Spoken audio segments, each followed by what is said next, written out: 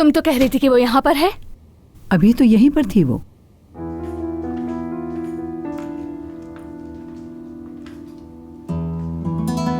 क्या तुमने करीम भाई से बात की थी? मैं समझी नहीं, आप किसकी बात कर रही हैं? तुम अच्छी तरह से जानती हो कि मैं क्या कहना चाह रही हूँ। नहीं, मैंने तो किसी से बात नहीं की। मेरे साथ ज्यादा खेल खेलने की जरूरत नहीं है।